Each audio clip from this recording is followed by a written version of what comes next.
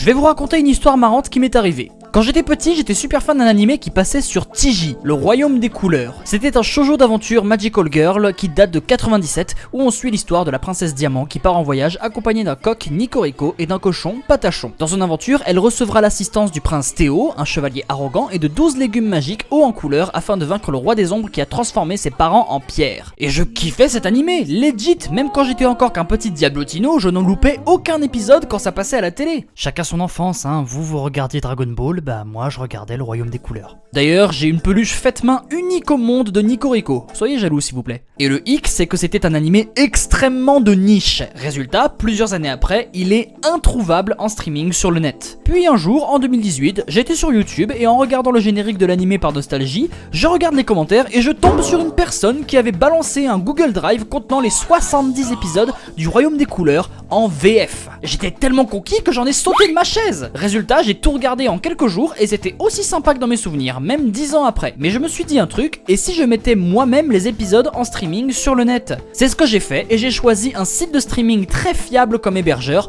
YouTube.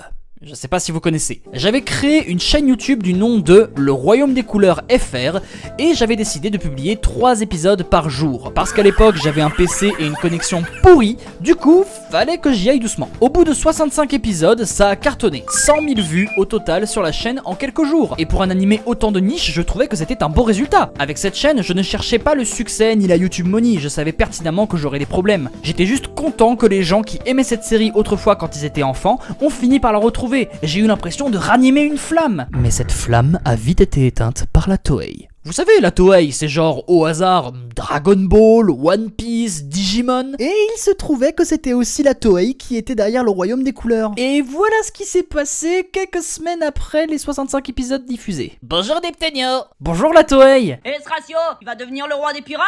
Oh fuck. 65 motherfucking strike dans la tronche. Et évidemment, ma chaîne a été clôturée instantanément. En vrai, j'ai juste ri quand j'ai vu le mail, parce que bon, ce qui m'est arrivé, c'était mérité. J'avais juste uploadé les épisodes sans montage ou quoi que ce soit, et même avec montage, c'était interdit. Mais strikes que je me suis mangé avec le Royaume des Couleurs FR sont bien plus légitimes que les suppressions injustes de parodies d'animés à but humoristique. Big up Aritech et Crazy Bomb World. Je m'excuse quand même profondément auprès de la Toei pour ce réupload sauvage, mais faites revivre le Royaume des Couleurs s'il vous plaît. C'était un animé extrêmement sympa. Un petit remaster HD, je dirais pas non. Bon, au pire, m'en fiche, les épisodes sont au chaud dans mon PC, je les garde que pour moi. Nah. Ah, au fait, hier, c'était l'anniversaire de ma chaîne. 9 ans que je suis sur YouTube. Merci à tous pour votre soutien au fil des années. J'ai aussi ressuscité mon Instagram, donc si vous voulez, allez m'y follow, c'est dans la description. Voilà, c'est l'histoire de quand la Toei m'a fichu 65 strikes.